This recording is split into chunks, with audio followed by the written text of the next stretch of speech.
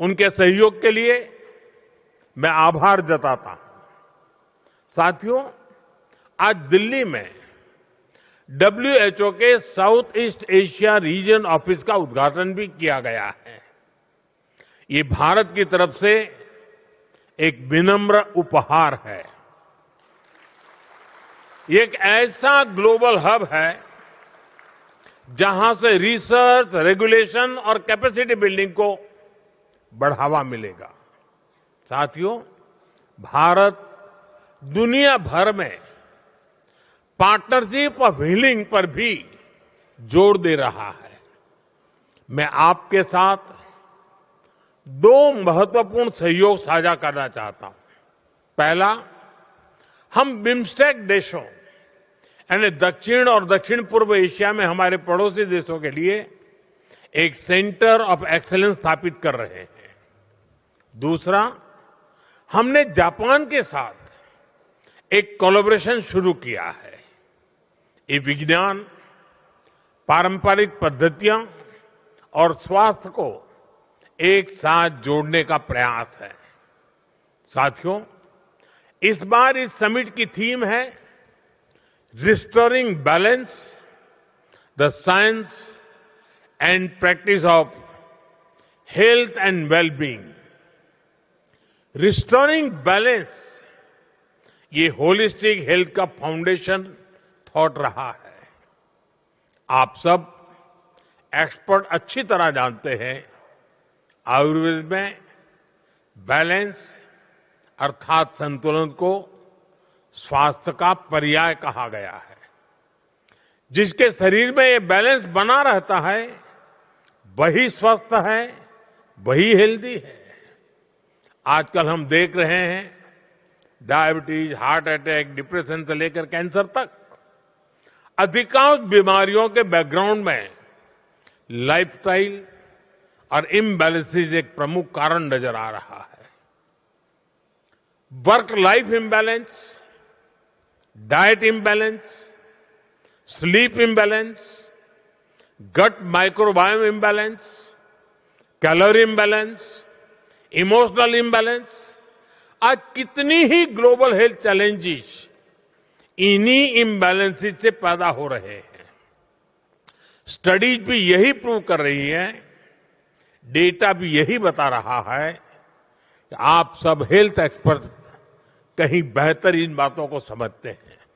लेकिन मैं इस बात पर जरूर जोर दूंगा कि रिस्टोरिंग बैलेंस आज ये केवल एक ग्लोबल कॉज ही नहीं है, बल्कि ये एक ग्लोबल अर्जेंसी भी है। इसे एड्रेस करने के लिए हमें और तेज गति से कदम उठाने होंगे। साथियों, 21वीं सदी के इस कालखंड में जीवन के संतुलन को बनाए रखने की चुनौती और भी बड़ी होने वाली है। टेक्नोलॉजी के नए युग की दस्तक एआई और रोबोटिक्स के रूप में ह्यूमन हिस्ट्री का सबसे बड़ा बदलाव आने वाले वर्षों में जिंदगी जीने के हमारे तरीके अभूतपूर्व तरीके से बदलने वाले हैं। इसलिए हमें ये भी ध्यान रखना होगा, जीवन शैली में अचानक से आ रहे इतने बड़े बदलाव शारीरिक श्रम के बिना संसाधनों और सुविधाओं की सहूलियत, इससे ह्यूमन बॉडीज के लिए अप्रत्याशित चुनौतियां पैदा होने जा रही हैं। इसलिए ट्रेडिशनल हेल्थ केयर में हमें केवल वर्तमान की जरूरत पर ही नहीं फोकस नहीं करना है। हमारी साझा रिस्पांसिबिलिटी आने वाले फ्यूचर को लेकर के भी है। साथियों, जब पारंपरिक चिकित्सा की बात होती है तो एक सवाल स्वाभाविक रूप से सामने आता है। ये सवाल सुरक्षा और प्रमाण से जुड़ा है। भारत आज इस दिशा में भी लगातार काम कर रहा है। यहां इस समिट में आप सभी ने अश्वगंधा का उदाहरण देखा है। सदियों से इसका उपयोग हमारी पारंपरिक चिकित्सा प्रणालियों में होता रहा है। कोविड-19 के दौरान इसकी ग्लोबल डिमांड तेजी से बढ़ी और कई देशों में इसका उपयोग होने लगा। भारत अपनी रिसर्च और एविडेंस बेस्ड वैलिडेशन के माध्यम से अश्वगंधा को प्रामाणिक रूप से आगे बढ़ा रहा है। इस समिट के दौरान भी अश्वगंधा पर एक विशेष ग्लोबल डिस्कशन का आयोजन किया गया। इसमें इंटरनेशनल एक्सपर्ट ने इसकी सुरक्षा, गुणवत्ता और उपयोग पर गहराई से चर्चा की। भारत ऐसी टाइम टेस्टेड हब्स को ग्लोबल पब्लिक हेल्थ का हिस्सा बनाने के लिए पूरी तरह कमिटेड होकर काम कर रहा है। साथियों, ट्रेडिशनल मेडिसिन को लेकर एक धारणा थी कि इसकी भूमिका केवल वेलनेस या जीवन शैली तक सीमित है, लेकिन आज ये धारणा तेजी से बदल रही है। क्रिटिकल सिचुएशन में भी ट्रेडिशनल मेडिसिन प्रभावी भूमिका निभा सकती है। इसी सोच के साथ भारत इस क्षेत्र में आगे बढ़ रहा है। मुझे बताते हुए खुशी हो रही है कि आयुष मंत्रालय और WHO ट्रेडिशनल मेडिसिन सेंटर ने नई पहल की है। दोनों ने भारत में इंटीग्रेटिव कैंसर केयर को मजबूत करने के लिए एक जॉइंट एफर्ट्स किया है। इसके तहत पारंपरिक चिकित्सा प्रणालियों को आधुनिक कैंसर उपचार के साथ जोड़ने का प्रयास होगा। इस पहल से एविडेंस बेस्ड गाइडलाइन तैयार करने में भी मदद मिलेगी।